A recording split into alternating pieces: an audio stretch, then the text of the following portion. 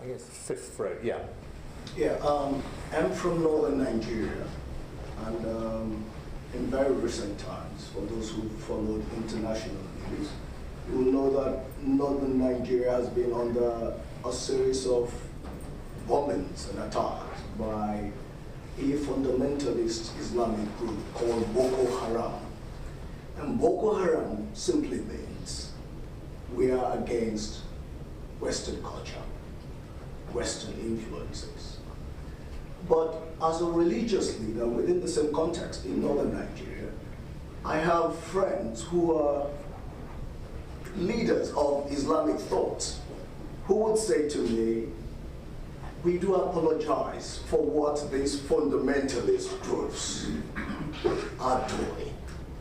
And that leaves me in some quagmire, because I think the issue for me really is when you talk about Islam, and as it is with any other religion, as a matter of fact, sometimes it would seem that the opinions and the views of the fundamentalist groups is not often always the accepted opinion, general view of that religion, either Christian or Muslim.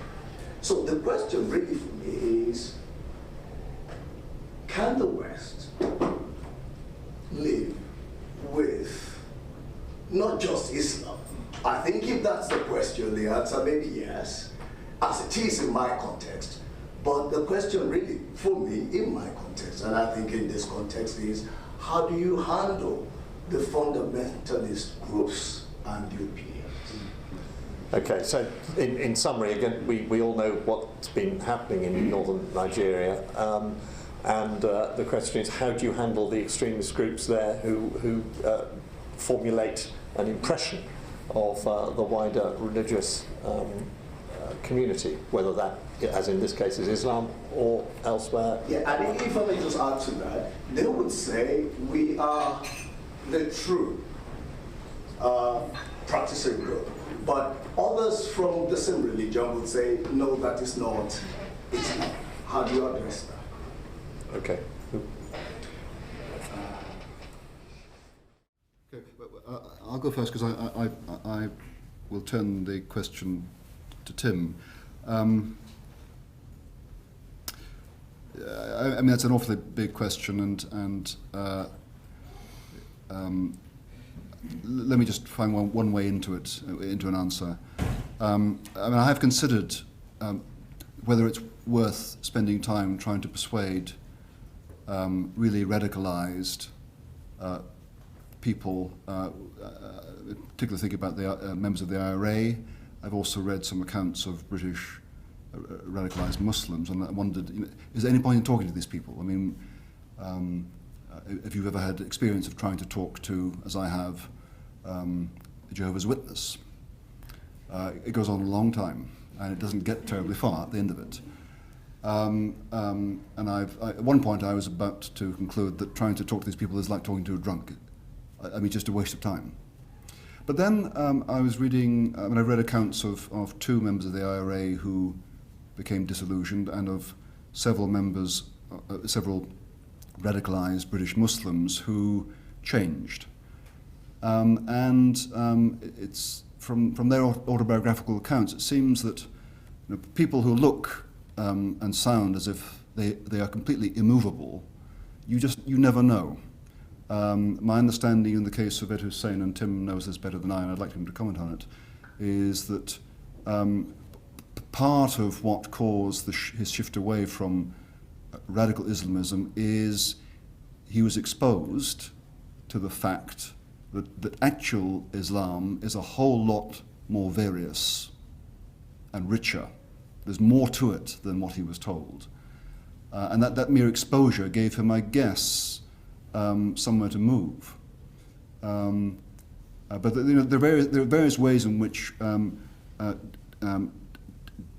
deeply and rigidly held beliefs can be shifted.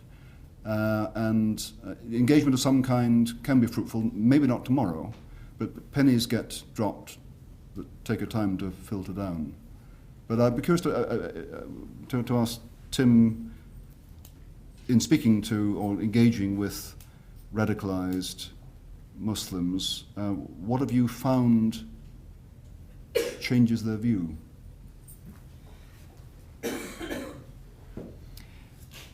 The problem of the radical violent fringes is something that goes back to almost the beginning of Islam itself. There have been people who have taken that absolutist view. The classical response, I guess, could be summarized as follows. You can do one of two things. You can decapitate them, or you can cuddle them. That's what I find when I read the classical text. It's not a new problem. Legally, people who blow up or kill innocent civilians in the name of some purported Sharia objective are committing a capital crime, and a Sharia court will have them beheaded. That's a consensual position in classical Islamic law. It doesn't really get to the heart of the problem, I guess, in which case the issue is getting to know them, trying to reach into their outraged souls and to see what's wrong. Why have they reached for that particular interpretation and not that of the mainstream? Occasionally I do deprogramming, deradicalization with a few individuals. In some cases I can't get through to them as human beings at all. It's like talking to a kind of robot, and you get set responses, formulas. There seems to be no access to their humanity.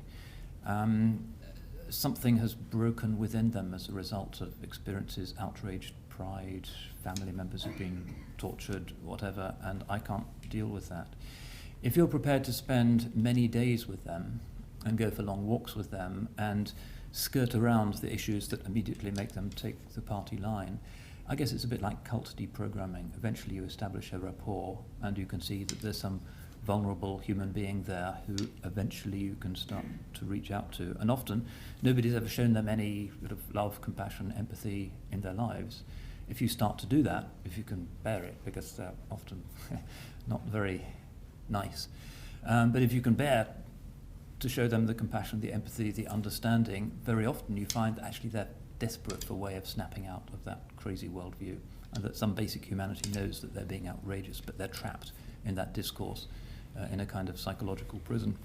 It is possible to snap them out of that. Not always permanently, sometimes they go back into it later on. But it takes more patience and compassion than I possess. Unfortunately, if I see somebody like that, usually I'm not going to commit weeks to strolling with them and seeing what's wrong. I'll leave that to the saints. But it's an important question.